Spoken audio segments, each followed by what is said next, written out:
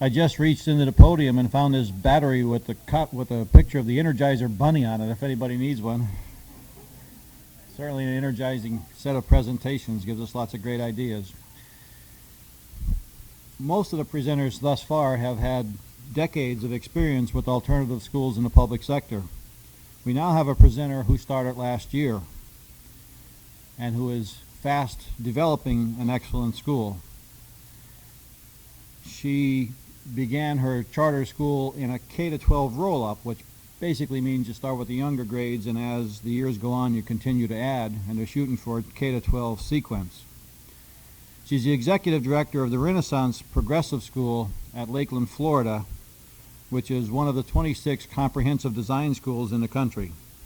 And among other things, she's an aerospace engineer with an interesting story to tell about the origination of this program. So I'd like to introduce Mary Jean Melissa.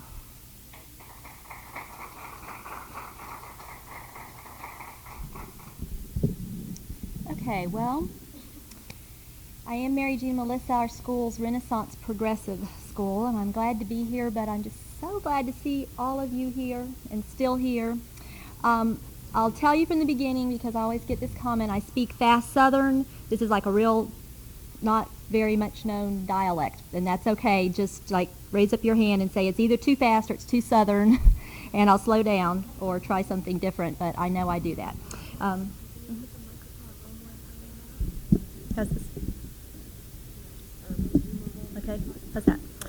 Okay, also my teeth are chattering because I haven't had a coat on in 5 years. Daria didn't tell me in August when she asked me to come that it was cold in Pennsylvania in November. and, you know, I'm a Florida cracker. I don't know these things either and didn't think to ask, so my teeth will probably chatter right through this. I've been asked, and I don't think any of the other speakers ask you, who's here? So I wanted to know who you are. If you just raise your hand if you're public administrative people or consider yourself to be anyway. Public teachers? Teacher? I know I talked to a couple teachers, aren't there? Teacher? And then all the students that's anticipating to be teachers? And you can just sign up, and I'm taking you all home with me because that's one of my two biggest problems I'll talk about. So I want you to know this word I learned, efficacious, because that's what you are, and you may not realize it right now, but you are all efficacious people. Okay, who knows what this means? Richard does, but he's not going to tell you. To make it the power to have an effect, and that's what you have, and you may not know when you came here, oh, this is interesting, we'll go hear it, I don't know, maybe we'll implement it here or there, but there's a seed planted, and if there's a seed planted in district, there's a seed planted in these young minds that are going to graduate. They're coming to Florida to teach, but the other ones, you don't know where just this conference this weekend is going to stop, because it was these little pieces that culminated in what's happening in Florida now, which was year before last we had 5 charter schools open of all different kinds. There was 27 of us last year and almost 100 this year, and there'll be, you know, probably 1,500 in the next 3 years or so from the people who are applying. So that all started back, you know, at just little seeds of us starting to meet each other, and we went year before last, when this whole business just started, to a conference in Tampa, and our bill had just passed, and we all went over there, and the liaison who had just been hired showed up, and he had like an armload of handouts, and there was a few of us, and we might have had drinks, but I don't even think there was drinks, and it was just in the classroom. It's like, oh, I don't know, maybe we're doing okay. Well, like the next 6 months later when we met, there was a plate of cookies and some drinks. And, you know, and it's the next 6 months later when we're all applying and going, yeah, this is really great stuff. And we meet, and there's these little box lunches, you know, in the cardboard, you know, and the white bread sandwich and stuff. That was like pretty cool. I thought we were getting really treated there. And then, like, I guess the last 3 times, it's every 6 months, and sponsored by our lottery and the Federal Department of Education. I walked in this time, and it's in this huge grand hotel, and there's just vendors wall to wall wanting to sell us everything, and there is more food than I could consume.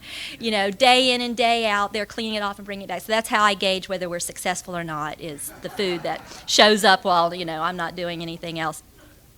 So you just don't know where this is going to lead your life. But I hope you look back and remember, oh, you know, that conference. But I hope the students here are energized. I mean, right now you look like you're all about to fall asleep. But I can bean you with something from up here, so stay awake. But I hope you remember alternative. Oh, I didn't even know. And you don't know how many people in the last 2 years have said that to me. They found us on internet or in one of the organizations, and they've called and talked it over. It's like, I thought I was the only one who thought this way, and 2 or 3 who had gotten education majors and were never going to teach because it was not what they thought it was going to be, and they thought they were the only ones. So you just really can't you can't underestimate what these kind of connections make. And I love meeting all these other people. We're all staying in the hotel near each other, and so we've gossiped and stuff about all of you for this whole time. But now you know us, and you know, oh, they said they were doing that here and there, and you can pick up the phone. You know, we've all got our cards out and our literature out. Now you've made those connections too.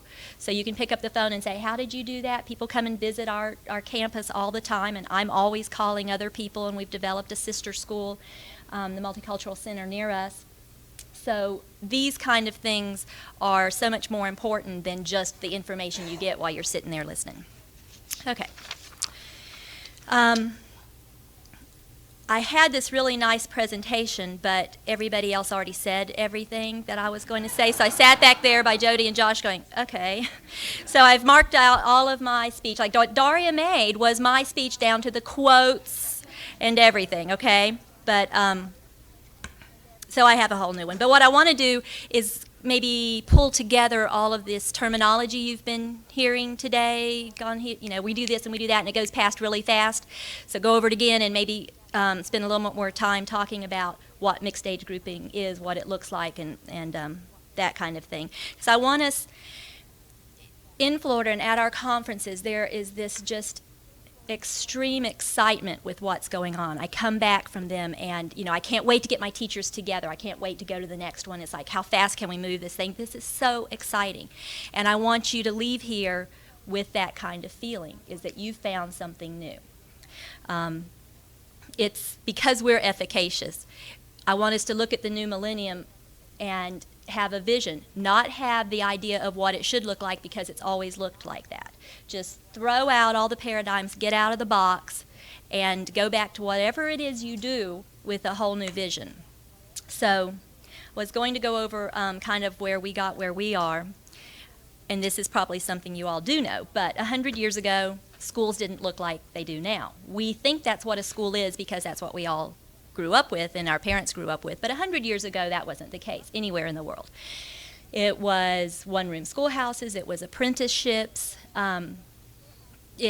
Schools always feed the economy. What the economy needs is what we train students to do, and so it was apprenticeships for people to shoe horses and to make shoes and for whatever, and elitist children went on to the universities that had developed. And then along came mandatory attendance laws.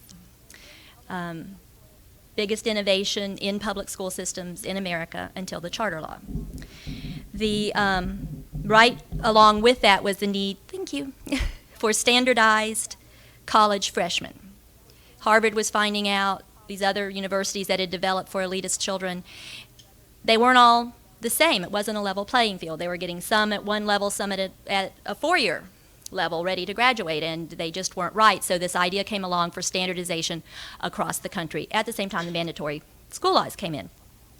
So people got together like Horace Mann and other people, the presidents of these colleges, and they standardized things all over the country. So instead of having one community that had school in their church on the weekdays and church on Sunday, and other ones that had it in Mrs. Smith's house because she was the school teacher or whatever, it became standardized. And in a very short time, over maybe 2 decades, the school as we know it developed.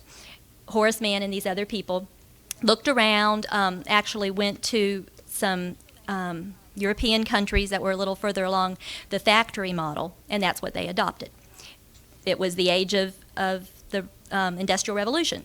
Factory models work, Okay, so that's what we're going to do with our schools. If it works for widgets, why wouldn't it work for children? In 10 years, the schools became the egg carton model that we have now. Classroom after classroom, the long rows of classrooms, all the same size, blackboards, the rows of desks, and there were actually designs. There were people who did this. They were educational design people, and they said how big the blackboard should be, what color the chalk, the desk design, how far apart they should be, and this whole thing. And then in a just like a 5-year period, it was decided that the desk should be bolted to the floor, because teachers were changing their design. The teachers who actually had to teach the children were changing the design. And we couldn't have that, so they bolted all the desks to the floor in the United States. So that was, in about a 20-year span, but that's lasted this whole time. And actually it worked. It worked through World War I and World War II and Korea. We needed factory system. We needed people to be the same. We needed them to go into the war machine to build airplanes or whatever we needed them to. We don't need that any longer. We're in the information age, moving back into a cottage system. These kids, my kids, I have a 10-year-old and a 4-year-old still in school, they may actually work at home. They may never see a factory, probably will never see a factory. They can work on internet. They were born, it seems like my kids can just, jump on internet and do their research, and, I can barely get on the internet. This is a different world that we're preparing them for, and the old paradigm just isn't going to work. Open the box, step out, and let's see what does work. Now, there are successful programs, so let's go back, look at what has worked, but I wouldn't want you to limit yourself to this design or his design or my design. And, these guys back here, they need to invent the new stuff. And that's what we're trying to do with our children, is to raise children who can create new knowledge. Let's see. You heard a couple people, Daria, and I think 2 other people mentioned Cartesian model. That was also a piece of this whole design. Before then, it was all integrated. And then Descartes had decided if we broke it up into pieces, it'd be easier to learn. And that's where we got the subjects of science, math, and so forth separately. Before that, it was all integrated. So, so much of how we think it should be is only within the last 100 years. Coinciding was with all this action were other people. There was Dewey, there is Steiner and the Waldorfs and Summerhill and all these other things, but this plan had the public money. It was mandated publicly. Here's what teachers will teach, how they'll be certified, what the classroom will look like, where the blackboard will be, how big it will be. At one time the design was for these huge classrooms, and the first row faced backwards for the next 4 rows, and then the 6th row faced backwards for the next 4 rows. And so the teacher would teach at the front and talk, and the first row repeated back and the 6th row repeated back. I mean, can you imagine what they're getting in the back of the room? But that was the design, and everybody did it for a little while, because when it's mandated in an entire country, that's a real powerful thing. So the other ones that were coming along with this, Progressive, which is primarily related to Dewey and the Chicago Lab School, or Summerhill 3 School, or any of these other ones, they've almost always been in private. They're successful, have been for 100 years, around the world, but not with the power and the momentum that these other ones had, because they didn't have the backing of public funds. I wanted to read you a poem, and I have out a lot of the different information that I didn't bring, that I didn't send to Daria, that's over there. So as I talk about things and point to it, it's available over here and you can pick it up. And there's some other poems here that are worth reading, and I would recommend that you do, but I just was going to start with reading one of them by a girl, Kimberly Isaacson, that says, "Where to Go to School." Go to a school that is small if you can. Go to a school where their leaders are wise and happy and care about you. Maybe they even know you. Go to a school with a mission, religion or football, PTA dances or class gardens, anything. The focus will draw people together. Go to a school where if you are crying on the bus the first day, they will let your mommy drive you instead, or the bus driver will coax you with a friendly smile, or maybe there's no bus at all. Go to a school where people can see you for yourself. It would be ideal if there were no grades, but at least when you make something, people appreciate it. Go to a school where if you are bad, they will first check your temperature, explore your feelings, do anything besides secluding or drugging you. Go to a school where your mom and dad feel welcome. Well, maybe they started the school, or maybe the parents run it. Certainly the teachers respect them and encourage them to visit. Go to a school that allows you to hold on to your truth. Go to a school where you can feel safe and be safe until you are old enough to create your own security. Look for a school with lots of real books. Books are almost always filled with magic pebbles or friendly animals. Some books even have stories that speak to your heart, stories the old people used to tell children when we all lived together as families. Look for a school with lots of windows, teddy bears, green plants, smiling grown-ups, and good food, where you can feel safe, cozy, believed, nurtured, respected, challenged, valued, listened to. And when you grow up, find a neighborhood, community, workplace, and family that helps you feel this way too. She also has a poem about where she did go to school, so if you read that, it's kind of interesting. Okay, so I was going to go over the components you've heard all of us talk about today and briefly say how we handle them, or some people handle them, and if anybody else wants to say how it works in your school would be fine, and feel free to ask questions, while we're talking about this. Mixed age grouping is one of the primary components that we use, and we have 3 years. We have no grades. We don't call somebody a second grader or a fifth grader, and so we have what would be 5, 6, 7-year-olds, normally kindergarten, first, second, in a group called Foundation, and the next group is called Explore. That would be 8, 9, 10-year-olds about. Discovery would normally be 11, 12-year-olds and so forth, but they aren't grades. And it's fine, except when the county needs to know what grades our kids are, and then we don't know what to say.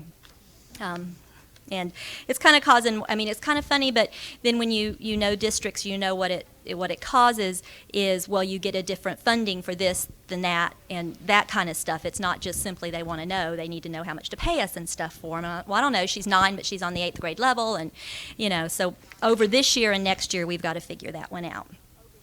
Mixed age grouping, I make a differentiation between schools that do K and 1 together, and there are kindergartners and first graders, and second and third together, and there are second graders and third graders. Mixed age grouping is a group of 2 or 3 or whatever you're mixing together, and there's no differentiation about their grade. Student-paced education, our kids come in where they are and just start and go as fast as they can. They're not compared to someone else that age. So you don't say to a 7-year-old, well, this person's doing that, you should be able to do that too. Well, they can't. They just come in where they are and they're moved as quickly as they can. They're analyzed to not only where they are, but if that's not where most kids that age are, why? And they aren't asked to learn 7-year-old stuff if they've missed something way back here. And what we've noticed with a group of kids I'll talk about later is that they're missing their preschool developmental stages. They didn't learn to work in a group, to be a community member, and so forth. The things that are on the Brigance preschool checklist, they don't have. And so here we're asking them to learn these advanced concepts, and they're way back here. And so that's, it's just aggravating to everybody. So we actually go back and collect those things. Choice theory, it's primarily Deming and Glasser's work. It's not as easy as it sounds. To be non-coercive, even if that's your personality, is very easy to do when children are doing what you want them to do. It's not nearly as easy when a child's not doing what you want them to do and you're worried about them, that, that their life will be ruined if they don't do what you want them to do. So it's not just an easy thing. Choice theory, we've taught it, we've read it, we've gotten the theory, and we remind ourselves time after time that, what it means. Performance assessment, we don't have tests or grades at all. Once in a while we'll do something like hand a kid a multiplication table just to make sure they've learned all of them. But there's never a time when we would do, on Friday there's going to be a spelling test for the entire group and you're all going to have the same words. Spelling is handled after they read, after they are solid readers, they're given a spelling list, and the ones they don't know, that's the ones they study. So for instance, after being solid readers, maybe at 7 or 8 years old, they've mostly, 90% will learn to have spelled also. So then they're given a list, the 500 words we should all know how to spell, and they'll miss 12 or 22. Well, those are the 12 or 22 that they study, and the ones you don't know aren't the same ones that you don't know. So you just study what you don't know. You don't restudy what you already know. And the assessment is kept in portfolios, as you've heard over and over here, and these portfolios stay with them 13 years. So they get pretty expansive, and then we have a parent review, and we send all that refrigerator art home so that we don't have to keep up with it, and try to just keep what's important, but not just the fine stuff, it's also the in-process work. Here's where they came from, and this is what they were doing. This is their first draft and their third draft, and this is their end product. So it's not just end products in portfolios, but performance assessment is one of those things you could take an entire class on and not get all the ins and outs. Project-oriented learning, non-Cartesian, all interdisciplinary work. We don't have separate subjects. For instance, my son loved space. So we had Young Astronauts program, he went to space camp, all of his projects, he would learn anything if it had to do with space. Well, you can build everything in, geography, science, whatever you need, into space projects, and that's how he learned. Developmental theory, as I said before, we don't say, well, you're 7 and you should be doing this, or you're 11 and you should be doing that, and we're going to practice it until you're done. Well, no, if they aren't, it's because they missed something back here. So we go back to whatever it was they missed. Teacher as mentor, and this is a significant difference. It's, and as the teachers who are no longer with me found out, it seems easy, but it's not. If your personality's not right, if your training was not right, to be a mentor, to be non-coercive, it's not an easy job, and in our school, they love their children. They're with the same children year after year, so they're just very bonded with these children. One teacher who's a mother of 4 and just bonds with everyone, just the most wonderful person, was having such trouble with one of our children, and what is it? Kitty, I don't understand. You can handle anybody, you're Job. I'm not going to commit myself to loving him because I'm afraid he's going to leave. And then when she said, all right, I'll do it, committed herself to loving him, it all worked out. I mean, he's still a problem, but, not nearly the one he was last year, and now he wants her approval because she made that commitment to him to love him. Required parental involvement, they sign a contract. Yes? Mm-hmm. Can you talk to us about, we really haven't talked all day about teachers in these programs.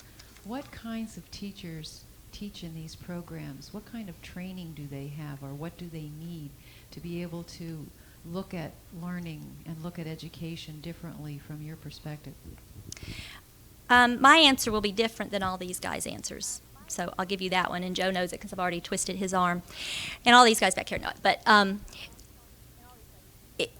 under our charter bill, it says that teachers shall be certified as per Florida Statute 231, which of course then gives you leeway when you go to 231, because in Florida we don't have enough certified teachers. Every school has non-degreed people in the classroom teaching as the main teacher. That's what we've got. We don't have, not even non-certified, we don't have degreed people. So that's the way the law is written.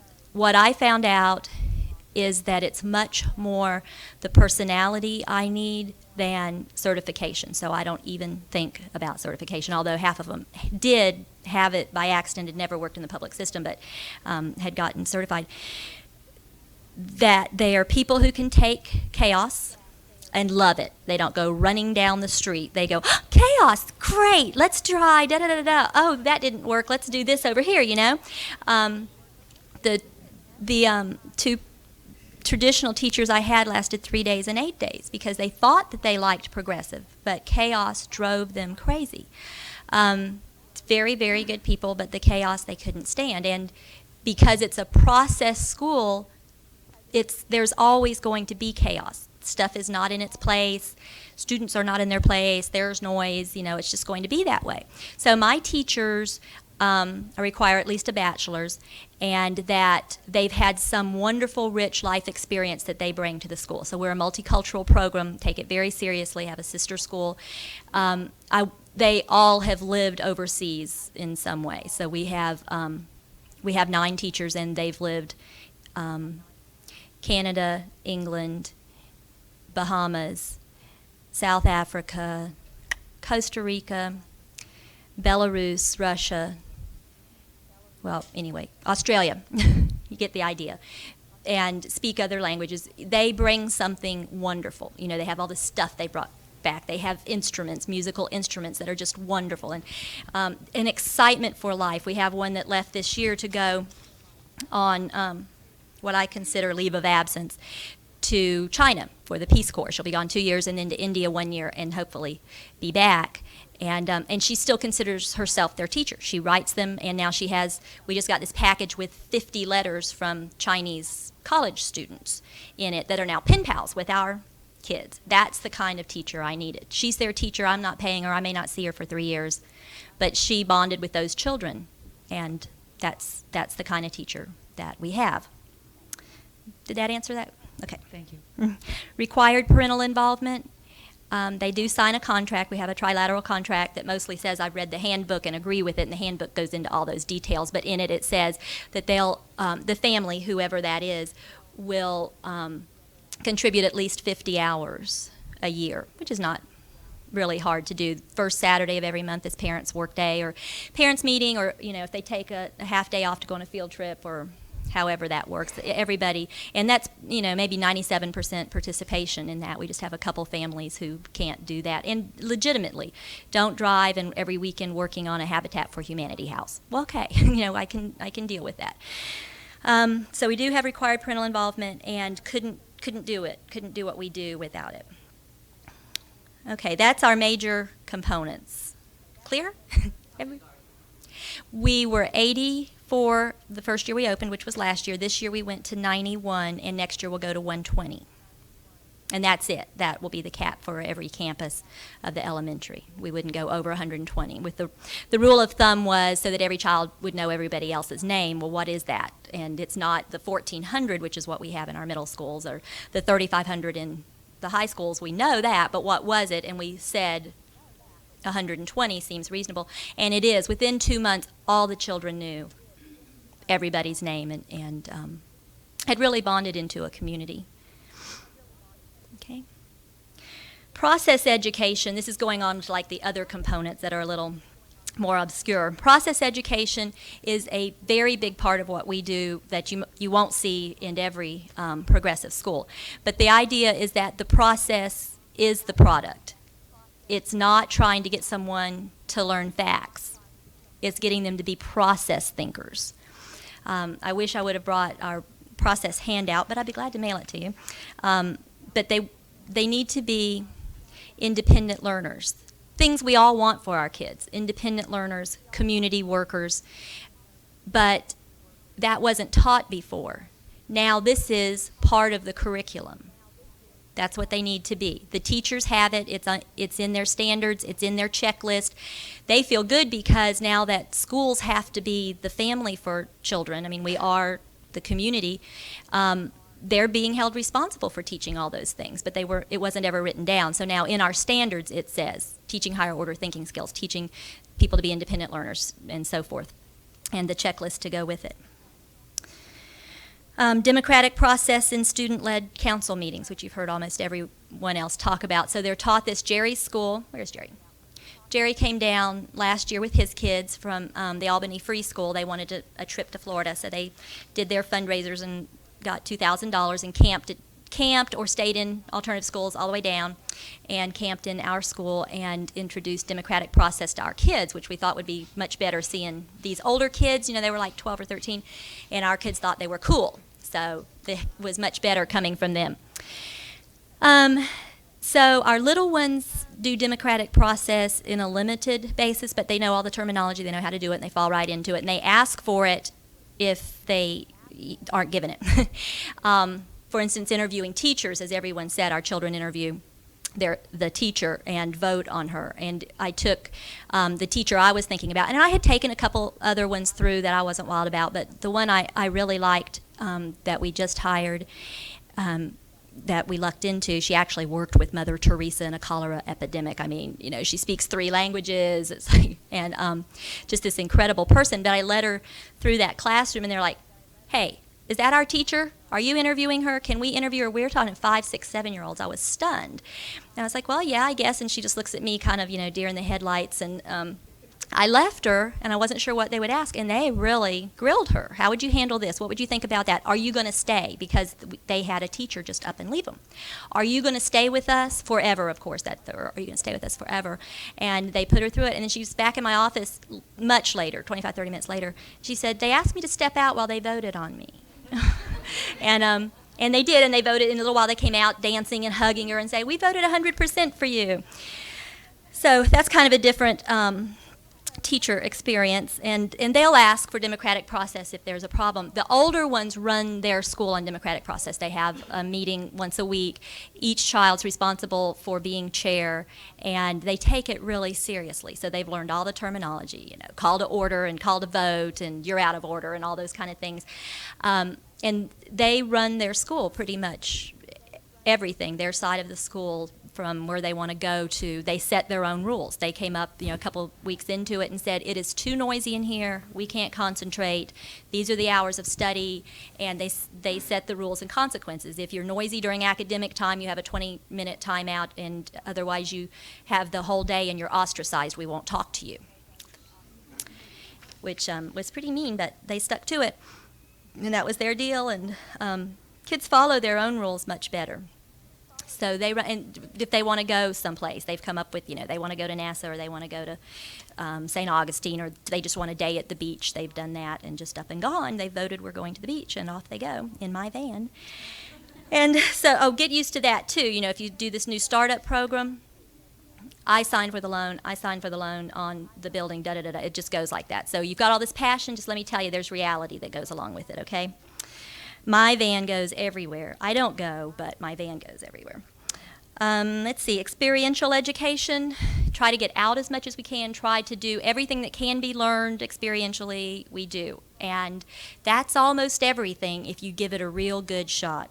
I was one of these ones that always thought, well, absolutely, you have to learn the multiplication tables. Just everybody has to do it. It's just one, you know, it's one of those facts of life. Well, you don't, and I'm just here to tell you, you don't. You have to see it done. But you don't have to sit down and learn the multiplication tables. We use Mequon math for the little ones that's built on the European model of manipulatives. So there's just lots of manipulatives, and they learn the concepts. And my daughter that's 10 and has been in this all her life never learned the multiplication tables, but she knows them.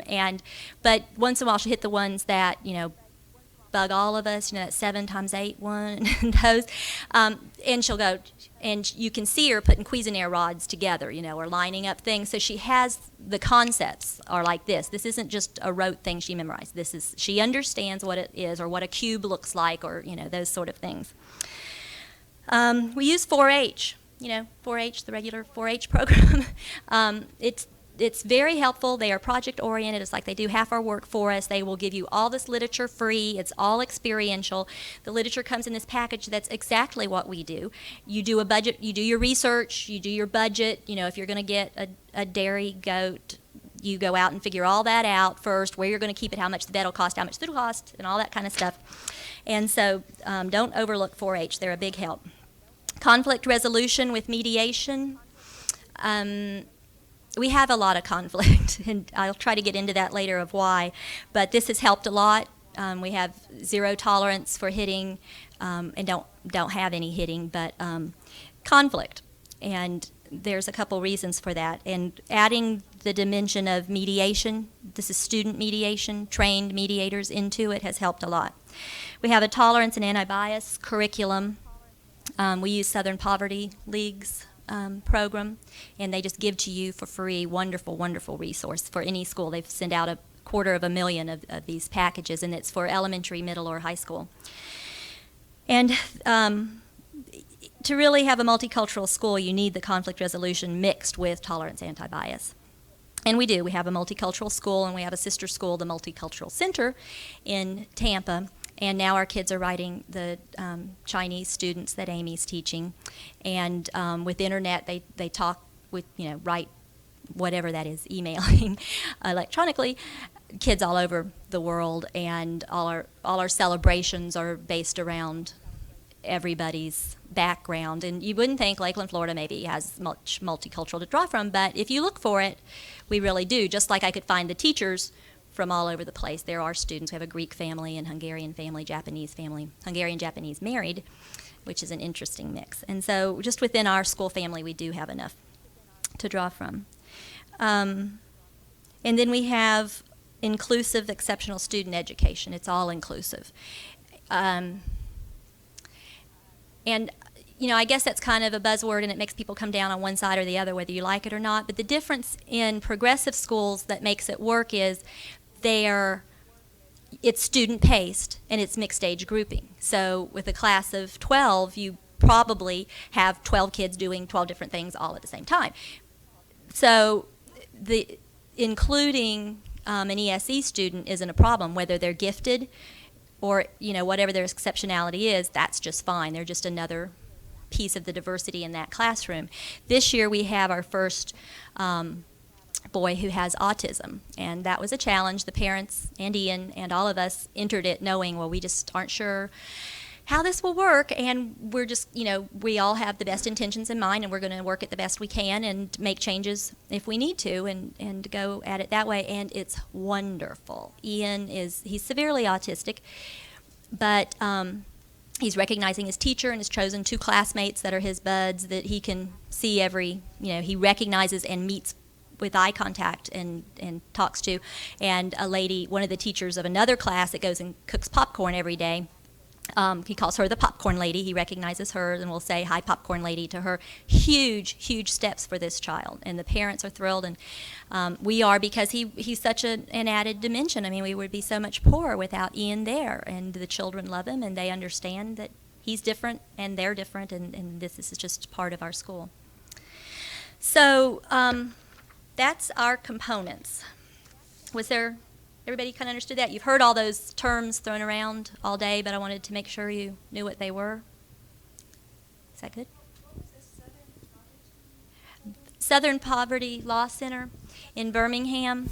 They're just a really excellent resource. They were attorneys in the 60s that had moved, young, idealistic folks who moved down there.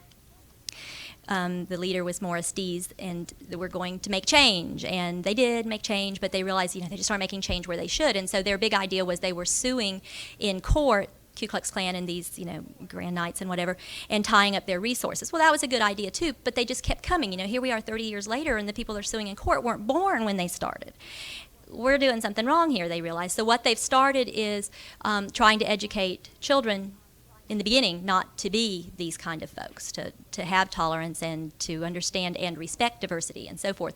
So they've developed over the last few years, starting at high school and working backwards, tolerance curriculum. That's wonderful. It comes with video and books for the teachers, all free in this wonderful package, and the most beautiful posters that you've ever seen, and just directions of how to introduce it, and it's free.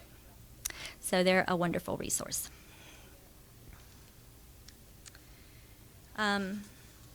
What our day looks like, because it's kind of hard to imagine, with those are just terms, how do you make it fit into a day, is we have circle in the morning. This is what you'll see traditionally in every progressive school, I think, that I've been in, is circle in the morning, and that's to share and to bond.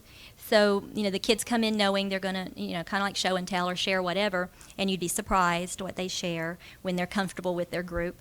And they'll talk, about the weather or whatever and set up the day, but it's the teacher's job, the progressive teacher's job in a circle, to know that child's spirit that day. First thing you serve in a progressive school is the child's spirit. You can't teach math if his parents were up fighting all night and he hasn't had breakfast, or he's been, he's got bruises on his back or whatever. You have to know that. And good luck teaching math if not. Over-medication was a problem with some of our children last year till we had that addressed. So that's the time to know your child. Does he just need to go in the corner and need a nap? Does he need to sit on your lap and be rocked? We've got many rocking chairs that our 5, 6, 7-year-olds got a lot of rocking time last year because their home life were so upset, and that's what they needed. Well, they can't learn unless their spiritual needs are met. So circle is a time for the teacher to figure that out. And then a bonding time, that's the second thing. So we do things like massage change, sitting behind each other and rubbing shoulders, or doing I appreciate. So I would say, I appreciate you because, and you say thank you and turn to the next person and do that and go around in a circle and reverse it, which sounds really easy, but it was not for a group of our children. They had never had compliments. They didn't know how to handle compliments. They didn't know how to give them out, and it was very difficult for them. And now, after a year, the child who was most in trouble over this exercise would probably stay home for the day if she knew it was coming. She was like this, just shaking, and you couldn't pull her arms off, can now just smile and go, I really appreciate you because whatever, and would take a compliment and say thank you. And she has a smile that will just light up the room. But nobody knew it, for months and months and months. So we have had some successes. Then the day goes into a whole morning open block. There are no classes, sort of no classes. There's just this open time, and from the littlest on up, they've made choices. The little ones make choices on a daily journal of what they're going to do. There's a list. All the academic work's done in centers. So there's a list, and they'll write down what they're going to do for the day. The little guys are foundation. I'm going to do music, I'm going to do math, I'm going to go to on the internet, da-da-da-da. They make their list. The big guys work on a week, and I have their contract up here. So they contract for a week with their teacher. On Friday they sit down and they say, next week I'm going to do such and such, and they list it on the first column. And the teacher has to agree to it and sign off because the teacher knows this child very well. So the deal is it has to be a challenging contract, right? They just can't put down, I'm going to catch frogs next week. They can catch frogs, but there needs to be a good reason for it. Then the teacher agrees to it and the child agrees to it that it's challenging. Well, this contract looks simple, and I would like for you to look at it, but it's very powerful because it then allows us to have the teacher as mentor. The teacher doesn't tell the child what to do ever. What are you doing? If you're wandering around, what are you doing? What are you supposed to be doing? Go check your contract and see what you haven't done. It's also student-paced. One child will put down 4 pages of math because that's a challenge to him. He'll agree to it, the teacher will agree to it, but another person needs 40 pages of math to be challenging.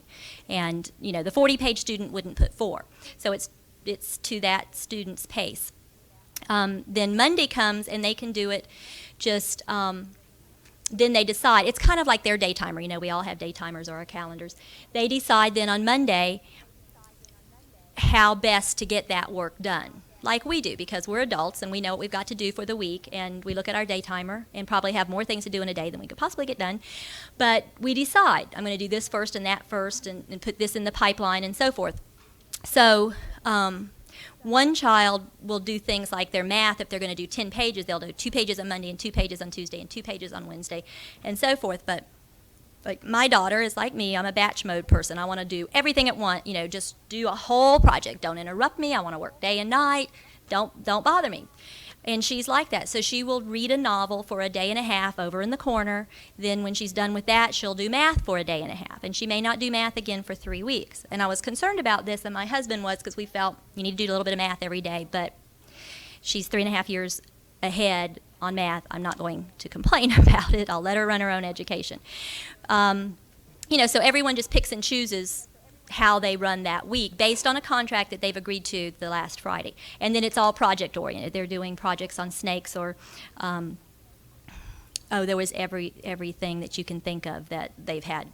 Titanic has been a very popular project in the last year. I can tell you almost every girl has done a project on Titanic.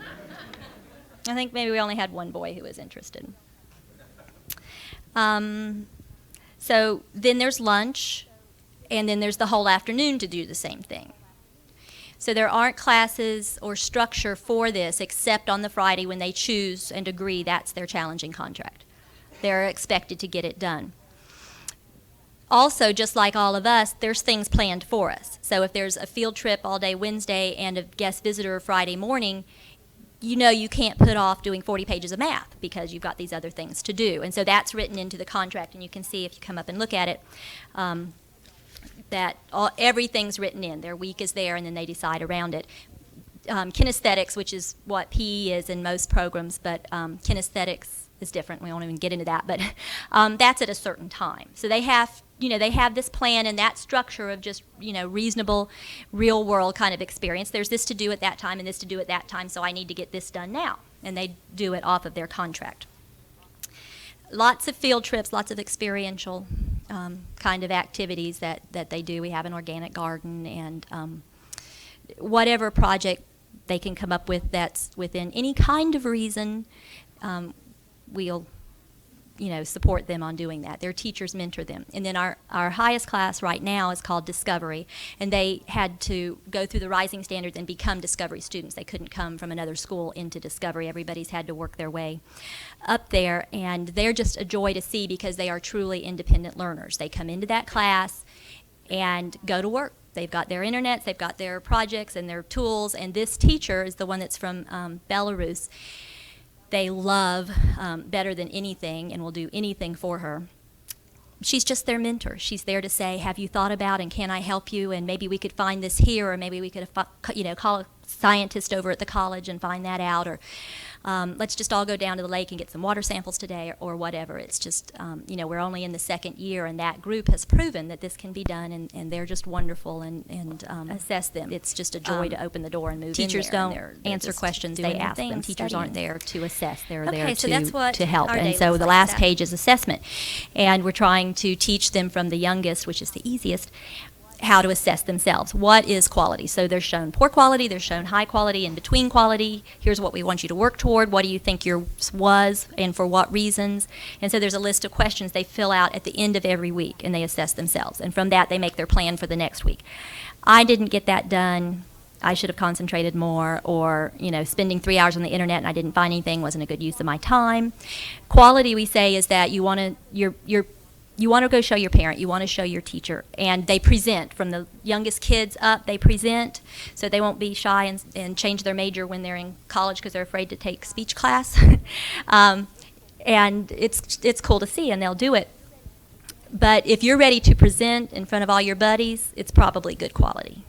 So they gauge themselves, and if they aren't that goes home every week. A copy of it goes home with them on Friday, and they've made the new contract for the next week. So their parents know if they don't meet it. It's up in the corner. It's written that they only met 70%, or circled something obvious that they just didn't do for lack of focus. And their parents know, they know, and the next week, on that new contract, the teacher has said, okay, what are you going to do differently? But they're competitive. Children are competitive with each other, and they really want to do quality, and they want to do their best, is what we're seeing, and except for a certain small little group, and they're not trying to get away with stuff anymore. It took a while, but not anymore. Okay, so the Renaissance School, we were approved K through 12. We opened, this is just so you understand, we don't have K or 12 or 5, but we call it that so you'll understand what I'm saying. We opened with what would traditionally be K through 5, rolled up to 6th grade, what would be 6th grade this year, we'll roll up to 7th grade next year. We'll be 120 at this campus next year, and cap out, open our second and a half campus next year. Another elementary starting K through 5 or K through 6, we haven't decided. And we didn't put it where some of the families wanted. We're this huge county, 80,000 students. You could drive an hour and a half from point to point inside our county. And so this week we agreed with some families in the far part of the county we'd open a half school there if they would find the building, turn on the electricity, all those things that I'd put the program in.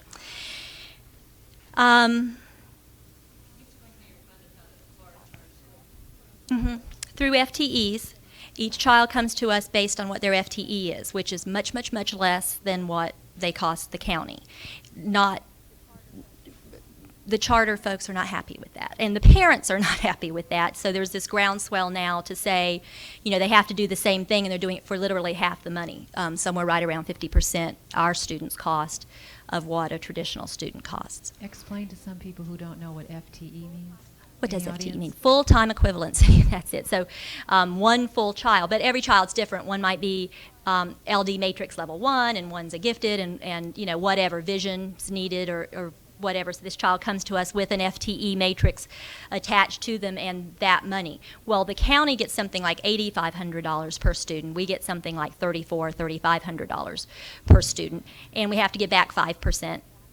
And that's not very good. It's kind of not accepted. And so right away, if you're familiar with getting legislation passed, you get it passed and then you start tweaking it to be better and better. And so this past year there was some money set aside for capital outlay, which is the big part we're missing, is the local millage capital outlay. But of course nobody wants to share that because they've earmarked it for 5 years down the road, and I understand that. And so our legislature gave some capital outlay to us for this year, but it was a separate allocation. They didn't take it from the counties. It was allocated just for us. And they send us a check once a month, and we are a nonprofit corporation, so we make all our decisions there, how the money's spent. And does that answer that? Okay. Jerry, you need a mic?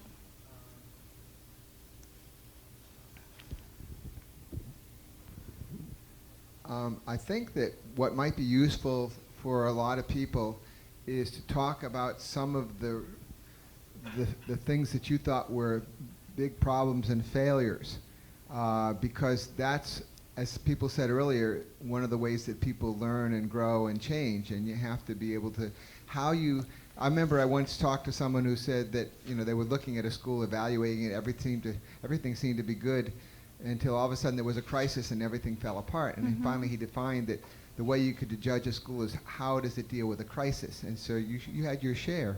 We had major chaos and crisis in the beginning. Not much more than we anticipated, but the lead master teacher having a nervous breakdown on day 3 was not something I had planned, and that we haven't really recovered from, because I was going to be the total business side, and now I do both. We also opened a preschool this year, which took 2 of the other co-founders away.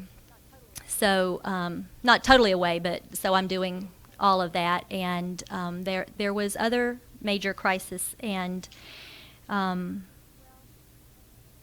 well, okay, so here's our 2 problems. I've told you about the teachers. Mobility rate in Polk County is over 100% for some schools. This is very difficult to deal with. 102, 112% in some schools. The average school is right around 50% every year. So, you know, we do all this CTBS stuff and you're not measuring the same kid. You're measuring completely different children, and that's not an easy thing to handle, and our school system has suffered for it. A lot of those are migrant children that come down to pick oranges, and they don't get counted in the FTE a lot of times because FTE is in October and February, and if it's a late winter, early winter, or whatever, that throws off that whole count, and you may have this huge glut of children that you don't get any money for, and then they're gone, and maybe Spanish speakers only and that sort of thing, and you haven't gotten any extra funds for ESOL or anything. So the whole public school system in Florida has been in trouble, and Polk County has been particularly in trouble, and our students aren't doing very well because of it. We're always rated at the bottom of everything, or near the bottom, or in the bottom, you know, quarter or whatever. It just hasn't been very good until recently. And it's not that it's good now, it's just that people have hope. What the problem that it gave us is that we have a little bit over 25% of our students are alternatively educated students. 25% have come back in from homeschool, which I'm thrilled over, and the district's thrilled over that they've had these disenfranchised homeschoolers. We have many, many, many thousands homeschoolers in our county, and they were disenfranchised from the public system, and now they've come back in. So we're all happy with that. And the thing that allows them to do that is flexi schooling. We partnership with them. They have total access to our school and teacher, but if they want to go to Columbia for 6 weeks, they can go to Columbia for 6 weeks and come back and present their project as that was their project and they were with their family. And we think the family's the first school and best school, or that's the way it should work. Going to Washington, fine. Coming up here to see the leaves, fine. staying at home Tuesday and Thursday to work on math, all that works. And so the homeschoolers are glad to have the support. They didn't want to leave the public system, but they wanted to be involved more with their children's education. Do you get tax dollars for those homeschooling children? Yes, because they can be there all the time if they want. They're a full-time equivalency. And a lot of them are more and more now, especially the older ones. They want to hang out with their buddies. They don't want to be home with moms. And now we have a mom who last year changed her entire life so she could stay home and homeschool the kids and take them to Columbia for 6 weeks.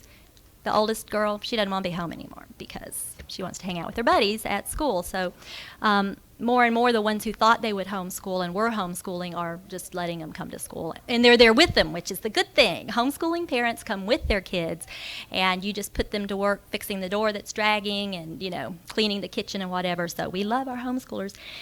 However, something probably toward 30% have been alternatively educated all of their lives. Then we've had this group of public school children come in that some of them were the best of public school. We have several gifted children, involved families, they just were the best and had always wanted progressive education. But we've got this group that are nowhere near ready for progressive education. So we've held back a whole group in Foundation. We've held back a whole year in Explorers to help get them up to speed. But they don't have higher order thinking skills in any way. So we're going back and working on higher order thinking skills. So this is, other than teachers, my biggest crisis, failure, whatever, learning experience for the past year that we're still working on is taking these children who have been extrinsically controlled, maybe perfectly fine students and lovely children, but they've been extrinsically controlled. You go here at this time and you study this page to that page, and you put them in an intrinsically motivated environment, and they don't know what to do. Even the gifted children, I think we had 5 gifted children last year. 2 were fine because they were Greek and they had traveled all over the world, on their own. They might take a plane over to Greece to see their dad. The other 3 were very frustrated for maybe 3/4 of the year because they'd always been told what to do, and they'll memorize the dictionary if you let them. Just tell them what to do. Well, no, tell us what you want to do and we'll help you. So there's this difference, misunderstanding there for about 3/4 of the year, and they came around. But it has been the biggest area that we anticipated it being this big, and it was, this big.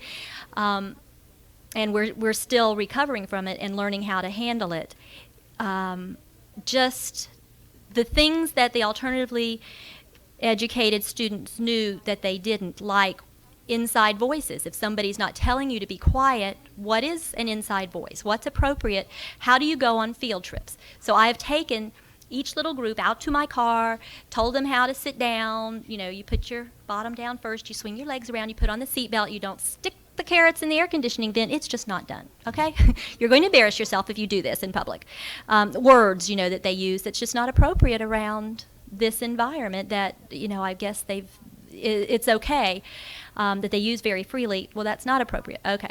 How to go on the field trips. It's a real integral part of their learning experience, but they didn't know how to be an audience. They didn't know about standing ovation. They didn't know, just how to stand in line, how to take a seat in a performance or that kind of thing. So that's what we taught that group of children last year. Fortunately, it's on our checklist. So the teachers feel good that, they've taught them to go on a field trip and that. Higher order thinking skills are harder to teach if they're not coming in with them. And I know the school right beside us, the brand new, ritzy school that everybody wants to be in, their high school physics teacher who has all of the college-bound students, says he's, in his years of teaching there, 3 or 4 years, has only had one who had higher order thinking skills, one who could think for himself, that he thinks eventually might possibly create new knowledge. So it was looking pretty dismal, but I think we all have hope now. But there's a real differentiation there. Now we've said, oh, they're going to come in like that, and here's what their need is, and here's how we're going to work with it. However, 5% are just real tough, and what are we going to do? We've already bonded with them. Can we just bounce them out and never see them again? They won't accept the rules of the democratically set rules of their peers because they don't feel like they belong to that peer group.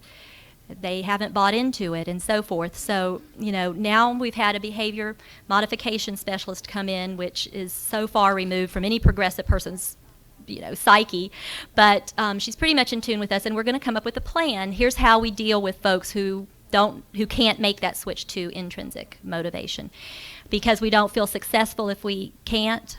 5% doesn't sound like much, but they're our 5%. They're already ours, and we can't just let them fail. So that's where we are. That last year was our baseline, so I don't have wonderful glowing little charts to show you. And fortunately, with charter, we have a 5-year. We had a 1 year, now a 5-year program. So for 6 years, everyone understands that it's developmental. But we did PIAT because none of the standardized tests worked for us. The kids, for whatever reason, came in with only 3 of them had their CTBS scores, and we gave 5 of what's our Florida school tests, FCATs. 2 of those were ESE children, so only 3 counted. So, we're so statistically insignificant because we're small, none of that meant much. So this year, we gave the PIAT to everyone in the school at the beginning, within like the first 2 weeks of school. And we'll give it again at the end of the year. And so the PIAT is going to become our way of telling our district and our state and everybody else how we're doing, because none of the other ones worked. Okay. Let's see. Yeah, Jerry?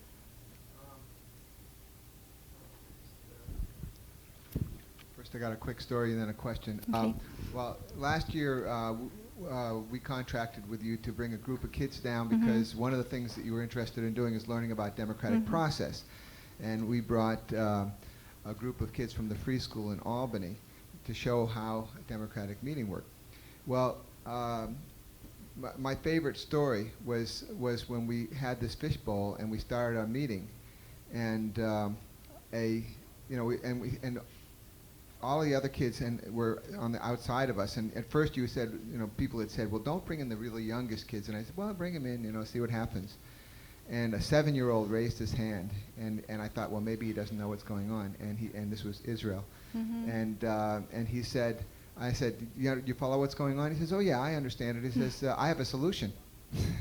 And so he walked in. We brought him into the middle of the circle, and then several other kids did the same thing. And I think that was sort of the paradigm change, it seemed to me, for your staff, to see that it was such a natural thing for the kids. And that you can trust your children. Yeah, and the other thing I was going to ask is, again, what has happened since then with the democratic process? Maybe I missed it when I was You out. missed it. I already gave you accolades and everything. I'm sorry. You missed it. And explained to them that the Explorers are actually running their entire side. Explorers and Discoverers run their entire side democratically, and so far have been able to make all their rules and follow up on it. And they're really wonderful to see. And it's not because of lack of conflict. Believe me. When this group has had conflict because there are these kids that are not intrinsically motivated yet, and they're making noise. Well, these little kids over here who want to work for 3 hours straight want them to be quiet. And they set that rule and say, you're in timeout if you're not quiet while I'm studying. And that has led to much conflict, but no bloodshed yet. Something the PIAT showed that we were able to abstract as we went through, and we abstracted all the traditionally educated children and the alternatively educated children, and the ones that we had a year and the new ones, and broke that into traditionally educated or alternatively educated. Are you with me? Or is that too many? Okay. So our overall in the whole school, our alternatively educated students are 2.67 years ahead of the traditionally educated students. So you can see where that leads to conflict too, when you have the same level, same age children at such different levels, and challenges for the teachers in our highest, and that includes the kindergartners and first graders who haven't had that big of a time to have that delta. But our highest group in Discovery, these children that are 9 and 10 and 11 and 12 and one 13-year-old, they had longer in alternative to get ahead, are 4.23 years ahead. And that's hard, being the same age and in the same class, not to have conflict. But I hope that that's going to change. Okay.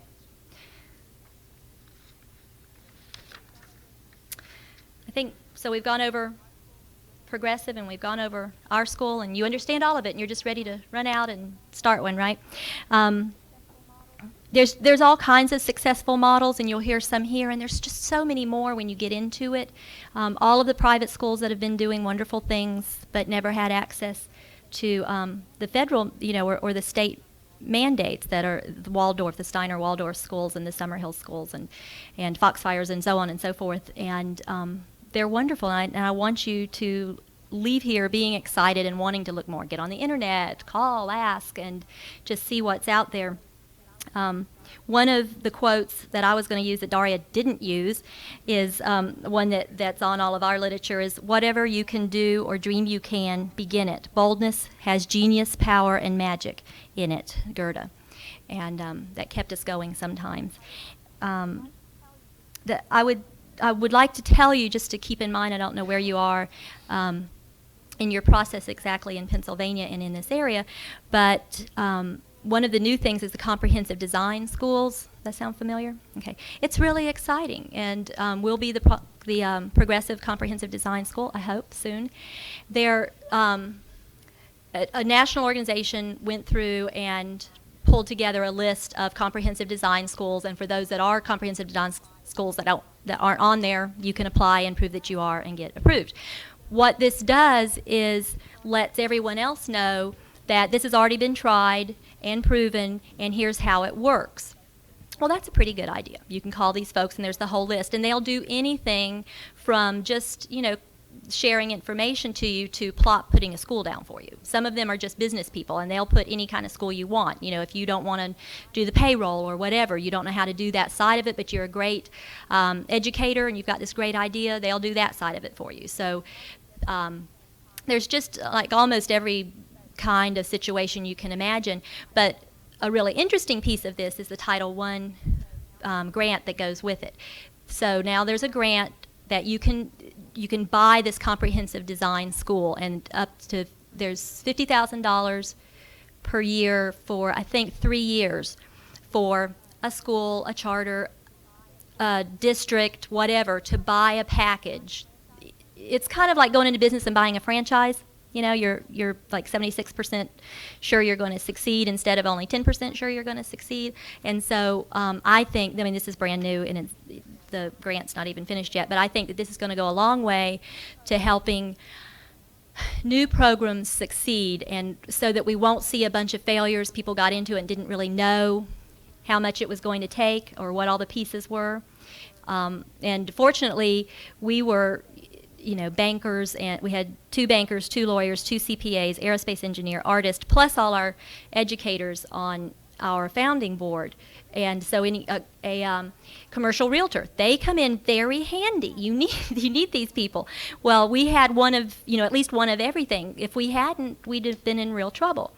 So this way, people will be much more assured of getting all the pieces together and something that already worked, not just something out there that they have this vague feeling that they might be able to do it better. So I'd like for you all to remember that. And if you want a nice, neat little progressive school, call us.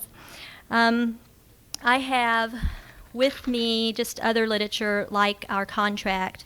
This page says, if any of this runs out, please mail it to me. It also says I have an interest in starting a progressive school, so you could sign up, or I'm interested in teaching in a progressive school. Are you guys awake? I told you, wake up. Okay, right here, you sign up. Okay, so that's going to be over here. And then there's all the rest, the contract, assessment, 9-week assessment report. We don't have report cards. And, our inaugural year annual report, just the first little bit of it, because it was like 70 pages or something. This is huge. I have worked so long on this, so be impressed, okay? But just the table of contents kind of gives you the idea. This is contractual in Florida. And I think that was it, just our contract. So that's all, unless you got more questions.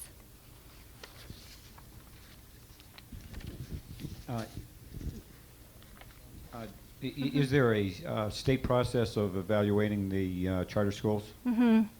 What's that consist of? There's a huge process. The 3 pieces of charter schools nationwide, it's been pretty much federally suggested or federally mandated, but each state adopts it. So every state law is different, and some are stronger and weaker. New Mexico is giving 15-year contracts first time out, which I would like. We have now our 5-year contract. Everyone's mostly 5 is about the minimum. So the big pieces are competition, to bring competition and, democratic process and the free market system back in to our general public system, and creativity. So folks that were out there doing it well now feel like they can come back in with their creative thoughts, and accountability. Those are the three facets of charter schools. So we're accountable every way you can possibly imagine. And, they say less paperwork. Well, maybe, but I don't know where it is. We're inspected by everyone. We send in our financial pro formas monthly to our district. And we're inspected by the fire department, the health department, all those kind of things, of course. And then we have to do the annual report that goes in with our district's report to Tallahassee. Then anybody just drops in that wants to, our school board or whoever just drops by, but we have parents there. Then accountability by our test scores, which we don't have this year because last year was our baseline. Next year we'll compare, those same sort of things. The kids we've had 2 years now compared to the ones we don't, compared to the district average, and all the things you saw these other people have. But really, accountability, the bottom line added on to all those other pieces of accountability, is that it's a free market system. This is total choice. Just like, I worked in industry. We didn't do a good job. We didn't have customers. Our parents and children made a choice to come there. They can make a choice to leave at any moment, and we don't get paid. So ultimately, that's the accountability. Is there what? We have a liaison with our district. There's a liaison from Tallahassee in Tampa for the Central Florida, a liaison in Tallahassee. And we work with our district liaison for anything. We're really, this year and over last year, we've learned to be pretty enmeshed. We use everything they have, the yellow buses, the food system, the warehouse, all that kind of stuff. And so each one of those uses oversight. So for ESE, we have a ESE liaison who makes sure our IEPs are right and that they're written on time and they're updated on time and that those kids are being serviced and that kind of thing.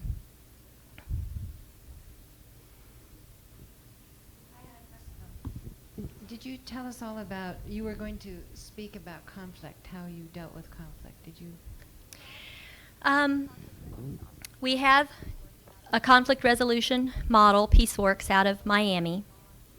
Several teachers have gone to a 5-day training, and then they've come back and trained hours, and it's essentially, and then with that we've added a component slowly of mediation.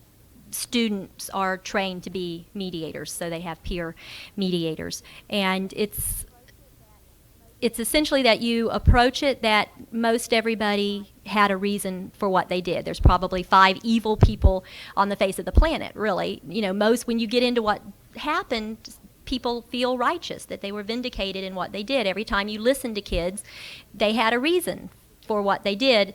And so the kids are taught to approach it that the other person isn't evil, but probably had a good reason of why they did something. And then one person speaks their entire heart, everything that they want to say, and then they listen while the other one does. And they'll do that. It was really hard for them to get into that. They always wanted to go, that kid's. They don't do it anymore, from the littlest ones to the big ones. They know that they're respected and they're going to be heard. There's going to be their time to be heard. And the new ones that came in that didn't know that very quickly were taught it by the ones who did. So they're heard all the way out, and then they need to come up with a solution to that, and trying, another one of the higher order thinking skills of feeling responsible for your community. You've hurt this person somehow. Oh, how are you going to fix it? How are you going to feel better? And it's just wonderful to see kids who couldn't do it last year working this process this year. And Sierra and Kimmy had a fuss, and they both talked it over, and Sierra was going, how am I going to fix it? And I don't know, Sierra, how are you going to, she knew that was the step, how am I going to fix it? So the way she decided to fix it was to give her lunch to Kimmy, and they did, and went off, sharing this lunchbox and holding hands and perfectly happy about it. Neither felt injured anymore, and one didn't have to be a winner and a loser out of it.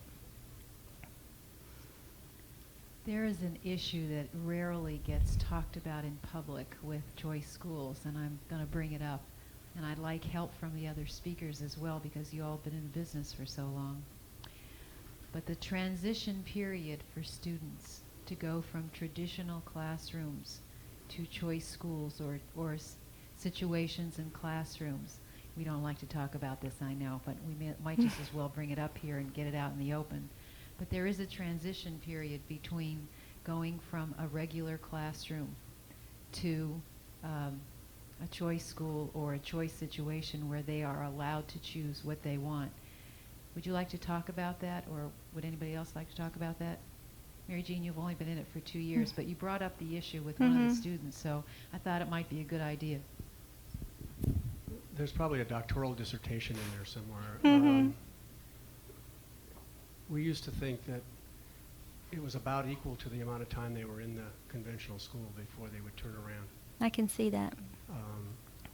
And especially if you're expecting self-direction, and the only time kids in conventional schools have control is to not do what teachers ask them to do, even if they shoot themselves in the foot. Mm-hmm. And so they come and test that theory with progressive folks of, do you really mean that I'm going to be able to do what I want to do? And they'll sit there until waiting for somebody to come up and tell them what to do so they won't have to.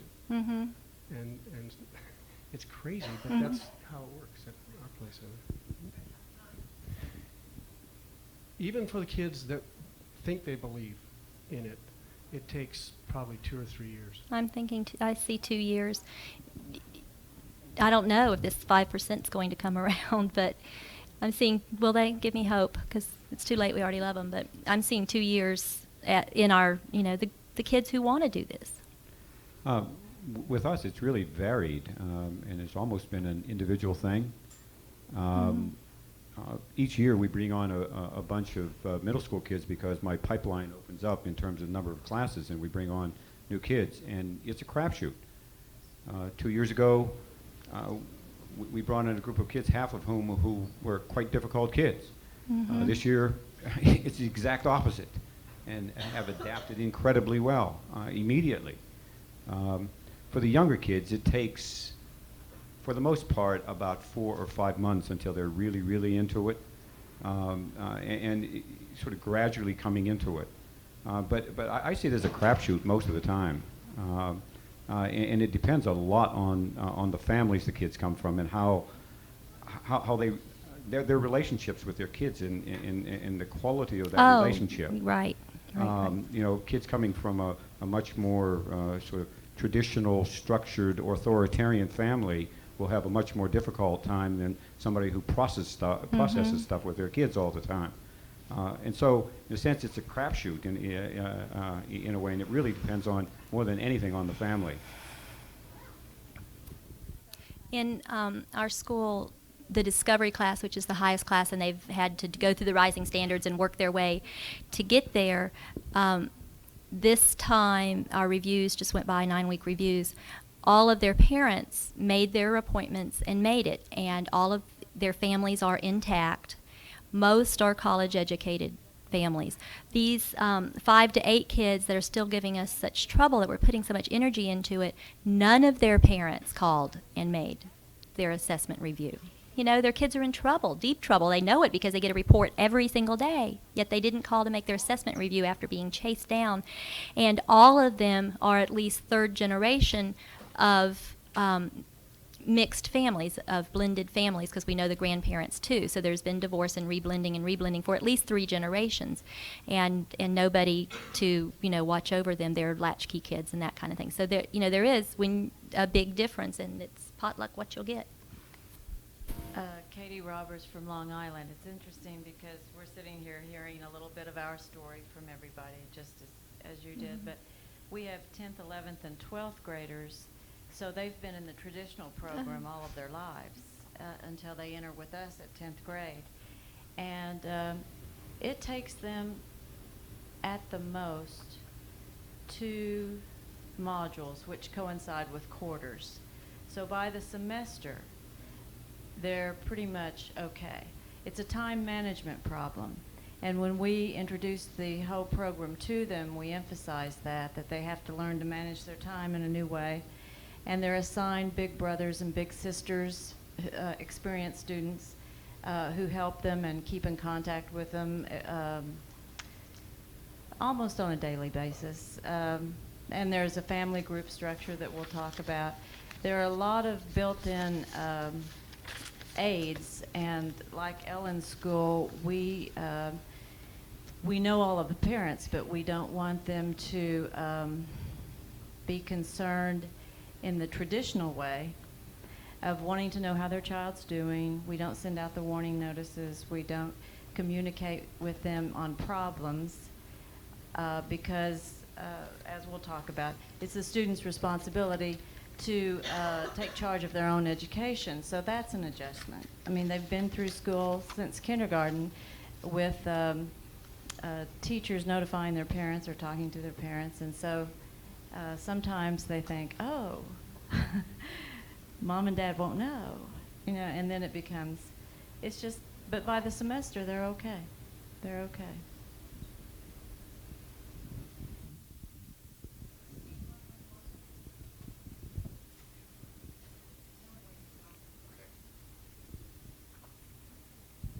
My name's Steve Compton. I'm from Upatinas School in Glenmore, which is about 45 minutes outside of out of Philadelphia. We have a school a lot like a lot of the schools that I've heard today, but it's a private school. So a lot of the stories and a lot of the experiences are the same. We call this phenomenon decompression. People come from the public school system or from other situations too.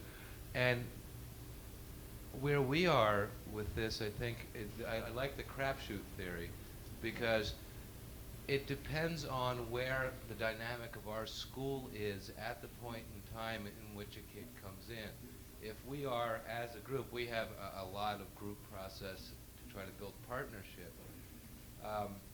If we are, as a group, as a school, in the middle of very constructively solving a problem, these kids decompress like that. But if we're mired in one of those chaotic moments, like when we were trying to decide to kick all the smokers off campus and tell them they couldn't smoke on campus, and everybody was angry and frustrated and all that, the decompression, it gets kind of drawn out. So part of what we're seeing, and I like the idea about the big brothers and sisters, is that a lot of this decompression for us comes with where we are on the partnership curve at any point in time, and that goes like this all year. So that's a major effect for us. Okay. Any other questions? Yeah. Yes, my name is Pete Bovine, and I'm curious, obviously there was something in the public system that you said, gee, I'm not satisfied with the way it is, and I want to make a change, an intervention, and you have poured an incredible amount of energy into this school. What are you going to use to measure your success? What is it going to be? Gee, this was well worth it. Well, all of us, most of us who started, we had 18 members on the founding committee, have our own children there. So this is very, very personal. We're very attuned to how they're doing day to day. And last year, I questioned, gosh, maybe Jessie would be getting better experience at homeschool or, whatever. But she didn't. She moved like a year and a half in math, and, she still learned, along with everything she learned, that these people, these grown-ups in her life believe her education to be important enough that they're going to spend day in and day out, Saturdays and Sundays, building her school.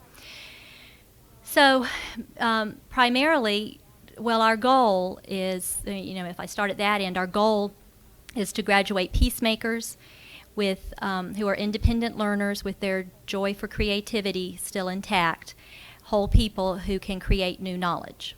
That's our goal. So how are we going to measure if we can get there? I know my child, and each parent knows their child. They're the customer. Do they feel like their child is getting this? They've come there because of that goal. They know it. They've come there because of that goal. Is their child moving toward that goal? So I think ultimately that's our best accountability, is that the parents believe their children are moving.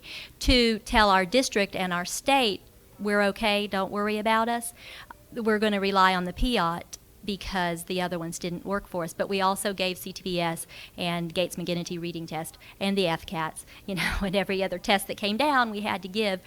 Probably won't include them in my accountability report next year because we're just too small. It's just too statistically insignificant because it goes 4th grade reading, 5th grade, like that. So we gave the PIAT to everyone. So a year from now we can say, individually, this child who was traditionally educated has moved this far, and this child has moved that far. and the thing that came to us about it, because you want to say, well, our baseline, we'll at least move kids one academic year. I did not ask for the backup music, but it's cool, right? And that's easy to look at, but if you've got a 6th grader like we have who's on the 3rd grade level, she's only moved a half of grade per year, ever. And so it was unrealistic to say, well, we'll move her a year. If we could get her up to being able to matriculate a year, during a year, that would be doubling what she's ever done in her life. So accountability becomes this very weird creature, and it slithers out of your fingers as fast as you grab it. But that's our plan, you know, ultimately that the parents and teachers who love these children feel like they're learning, but for people who need to see hard numbers, ours will be these PIAT and RFCATs and the, you know, the interim tests. Mm-hmm.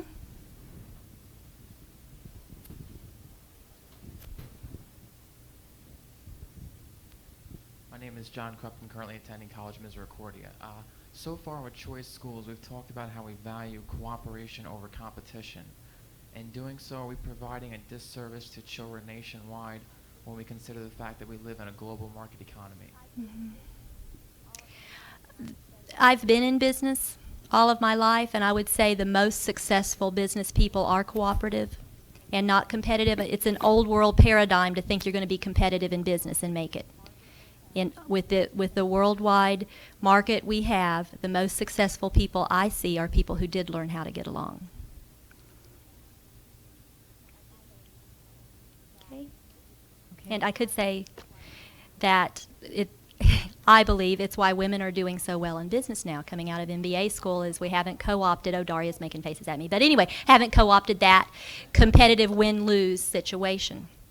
I had a teacher at school who did have that, a woman basketball player, and believed there had to be a win-lose all the time, saw people as either friend or enemy, and she just couldn't make it. But I think it's why women are doing so well in the business world, is that they are cooperative.